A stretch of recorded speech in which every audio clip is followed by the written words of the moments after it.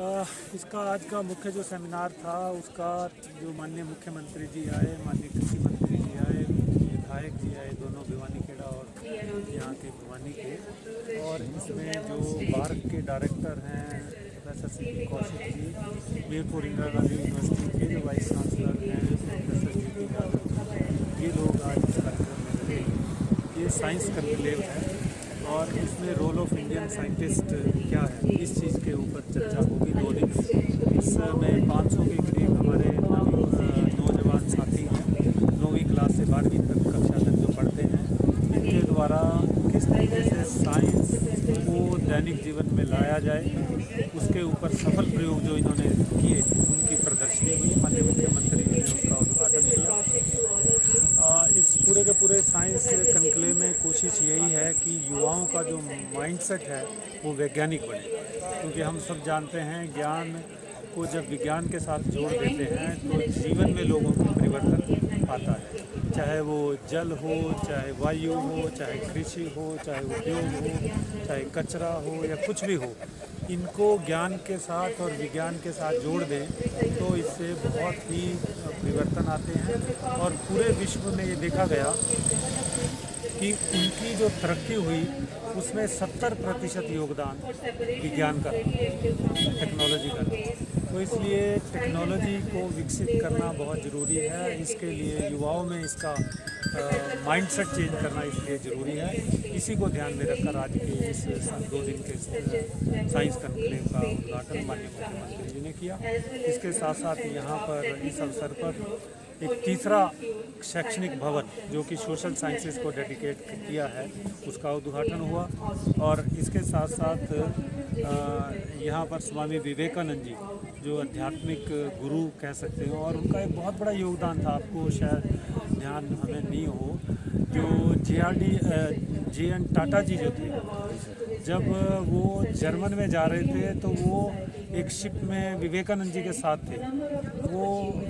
उन्होंने टाटा ने बताया कि देखो मैं ये भारत से सैंपल इकट्ठे किए हैं मैंने इसके सॉइल के, और मैं जर्मन में जाके इनको टेस्ट कराना चाहता हूँ कि क्या इसमें कोई आयरन मिल जाएगा, क्या आयरन को देखना चाहता हूँ। तब विवेकानंद जी ने उनको कहा कि आप ऐसा क्यों नहीं करते कि भारत में कोई बहुत उच्च श्रेणी का एक साइंटिफिक इंस्टीट्यूशन खड़ा कर दें। उनकी इस प्रेरणा से एक संस्थान बना जो मैसूर के जो उस समय महाराजा थे, उन्होंने अपनी ज़मीन दान में दी, और जो आज इंडियन इंस्टीट्यूट ऑफ साइंस देखते हैं, जो पूरे विश्व में जिसकी ख्याति है, और जो 500 जो टॉप इंस्टीट्यूशंस हैं उसमें इंडिया का यदि कोई इंस्टीट्यूशन आता है तो वो इंडियन इंस्टीट्यूट ऑफ साइंस है। ऐसे स्वामी विवेकानंद जी थे, उनकी प्रतिमा का भी यहाँ पर आज अनावरण हुआ। इस स्कूलों में 600 से ज़्यादा विद्यार्थी इसमें पार्टिसिपेट कर रहे हैं ना। आज का जो युग है विज्ञान का है, और हमारी जो सरकार है, तो भारत सरकार है, हरियाणा सरकार है, विज्ञान के प्रचार प्रसार के लिए समय समय पर बहुत सारी स्कॉलरशिप, बहुत सारे इस तरह के वित्तीय सहयोग देती है, ताकि हम इस एरिया में, क्योंकि हम थोड़े से दूर पड़ते हैं तो दिल्ली से, तो इस एरिया में हम विज्ञान का प्रचार प्रसार कर सकें। इसके लिए हमें 10 लाख रुपए की वित्तीय सहायता हरियाणा DST ने दी है। आपको ये भी एक जानकर खुशी होगी कि पूरे इस क्षेत्र में साइंस के जो सब्जेक्ट हैं उनमें बच्चों में बहुत अच्छा रुझान देखने को मिलता है।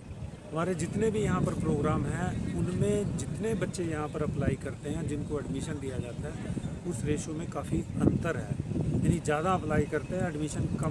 कारणों से हमारी मुझे पूरी उम्मीद है कि यहाँ एक जो साइंस के बारे में जो आज पूरे भारत की ज़रूरत है कि किस तरीके से इसको प्रमोट किया जाए ताकि हम विकसित देश बने।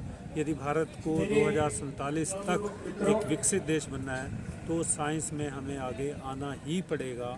उसके साथ साथ हमें जो सामाजिक विज्ञान है, सोशल साइंसेज, उसको भी इंटीग्रेट करना पड़ेगा। दोनों के इंटीग्रेशन और साइंस के डेवलपमेंट से भारत उन्नत हो सकता है, ऐसा हम मानते हैं। और हमारी ये भी सोच है कि ये पूरा दादरी और भिवानी का जो क्षेत्र है, इसकी जो समस्याएं हैं उसमें जो हमारे साइंस की शोध है, प्रोजेक्ट हैं, या जो बच्चे ट्रेनिंग करते हैं, उनके साथ इनको जोड़ा जाए ताकि इस क्षेत्र में लोगों का जीवन बेहतर हो, उनकी समस्याओं का समाधान हो।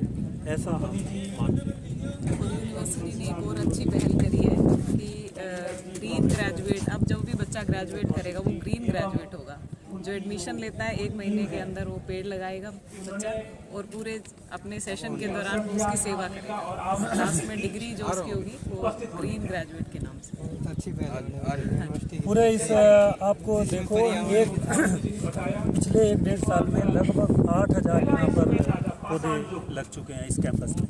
और ये कैंपस बहुत ही हमारा फोकस है कि ग्रीन कैंपस हो, ऐसा सिस्टम हो जिसमें जीरो वेस्ट हो। जो वेस्ट होगा उसको रिसाइकल करके उससे बायो प्रोडक्ट बनाया जाए। वेस्ट मैनेजमेंट के ऊपर यहाँ पर फोकस होगा।